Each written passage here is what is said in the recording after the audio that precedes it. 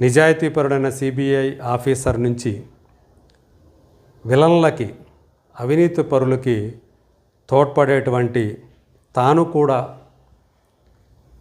వాళ్ళలాగా మారిపోయేటటువంటి, అంటే grey shades ఉన్నటువంటి క్యారెక్టర్లో నాగార్జున మనకి ఒక కొత్తగా కనిపిస్తాడు. చివరిలో అతని క్యారెక్టర్కి సంబంధించి మరొక కోణం కనిపిస్తుంది. మొత్తానికి అంటే ప్రధాన పాత్రధారులందరూ కూడా ఆ పాత్రలకి పూర్తి న్యాయం చేశారని చెప్పాలి. ధనుష్ చేసినటువంటి పాత్ర చూస్తే, ఆ దేవా పాత్ర చూస్తే బహుశా ధనుష్ కాబట్టే అది ఒప్పుకున్నాడేమో. ఎందుకంటే మొదటి నుంచి చివరిదాకా అతను భిక్షగాడిగానే ఉంటాడు. అతని కాస్ట్యూమ్స్ మొదట్లో ఎలా ఉంటాయి, ఆ ముష్టివాళ్ళకి ఎలా ఉంటాయి అలాగే ఉంటాయి. మధ్యలో వీళ్ళు ఈ నీరజమిత్ర గ్యాంగ్ అతనికి కోట్లు ఇచ్చిన తర్వాత సమీర తన ప్రియుడి కోసం తెచ్చినటువంటి ఆ షేర్వాణి వేసుకున్న అది కొద్దిసేపే. అయితే క్లైమాక్స్కి ఆ షేర్వాణి దర్శనమిస్తాడు మనకు ధనుష్. అంటే దాదాపు అలా అంటే బిచ్చగాళ్ళలోనే బతుకుతూ చెత్త కుప్పల్లో తిరుగుతూ అలాంటి పాత్ర చేయాలంటే నిజంగా తెలుగు స్టార్లు ఎవరో కూడా బహుశా ఒప్పుకోరు అనుకుంటా. అందుగురించే శేఖర్ కమ్ముల ధనుష్ దగ్గరికి వెళ్ళాడు. ఎప్పుడూ కూడా వైవిధ్యం కోసం, కొత్తదనం కోసం చూసేటువంటి ధనుష్ ఆ పాత్ర అలాగే ఆ కథ నచ్చి ఒప్పుకున్నాడని అనుకోవాలి. కథానాయకుడిగా ఈ మధ్యకాలంలో వరుస వైఫల్యాలు చెందుతూ వస్తున్నటువంటి, మార్కెట్ కూడా బాగా డౌన్ అయినటువంటి నాగార్జున ఈ సినిమాలో దీపక్ తేజ్ క్యారెక్టర్లో తన అనుభవానంతా రంగరించి నటించాడని చెప్పాలి. అత్యంత కీలకమైనటువంటి పాత్ర.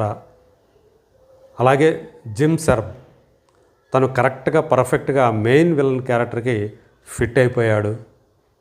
సమీరగా రష్మిక,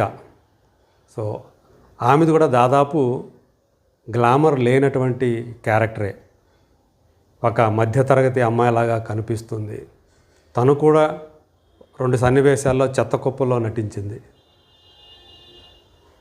కాకపోతే ఈ సినిమాకు సంబంధించినటువంటి ప్రధానమైనటువంటి, అంటే తెలుగు ప్రేక్షకులు ఎక్స్పెక్ట్ చేసేది హీరో హీరోయిన్ల మధ్య రొమాన్స్, అది కంప్లీట్గా మిస్ అవటమే ఈ సినిమాకి ఒక మైనస్ అనుకోవాలి.